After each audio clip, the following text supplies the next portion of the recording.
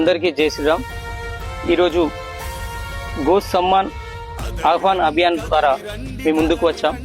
మీరు చేయాల్సిందల్లా మన గోమాతని జాతీయ ప్రాణిగా ప్రకటించాలనే ఒక భారీ ఉద్యమం జరుగుతుంది. అయితే ఈ ఉద్యమం కేవలం హింసాత్మకంగా కాకుండా శాంతియుత పద్ధతిలో రాజ్యాంగానికి లోబడి మనము సంతకాల సేకరణ ద్వారా ఈ ఉద్యమం చేయదలుచుకున్నారు. అయితే మీరు చేయాల్సిందల్లా మీకు ఒక ఫారం ఇస్తాం. ఇక్కడ పేరు, మొబైల్ నంబర్, వారి సంతకం. ఇలా జాతీయ ప్రాణిగా ఎవరెవరు కోరుకుంటున్నారో మన గోమాతని ఎంతమందికి ఆ ఆశ ఉందో వాళ్ళందరూ ఈ అభియాన్ కు మీ పేరు మరియు మొబైల్ నంబర్ సంతకం ఇవ్వాల్సి ఉంటుంది.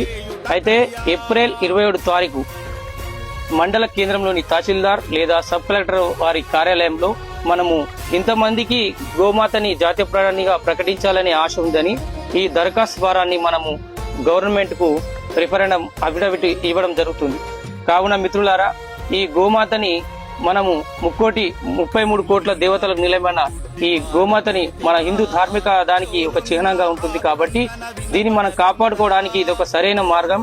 రాజ్యాంగ పరంగానే చట్ట సభల ద్వారానే దీని చట్టం ద్వారానే మనం కాపాడుకోగలం. అమాయక ప్రజలు మరియు యువకులు ఎంతో మంది మరణిస్తున్నారు. గోరక్ష దళ కూడా వాళ్ళకి హింసకు పాల్పడి కొంతమంది వాళ్ళు ప్రాణాలు కోల్పోయే స్థితికి కూడా చేరుకున్నారు. మనం ఎంతో మందిని కాపాడలేకపోయాం. కాబట్టి మిత్రులారా, దీనికి చట్టం ద్వారా రక్షణ కల్పించినట్లయితే మనకు మన హిందూ ధర్మాన్ని మరియు మన గోమాతను రక్షించుకునే అవకాశం ఉంటుంది. మిత్రులారా, మీరు చేయవలసిందల్లా మరియు ఇంకొకటి పైనున్న నెంబర్ కు మిస్డ్ కాల్ ద్వారా మీరు దీన్ని జాతీయ ప్రాణిగా గుర్తించమని మీ యొక్క దరఖాస్తును కూడా వెళ్ళేటట్టు ఉంటుంది.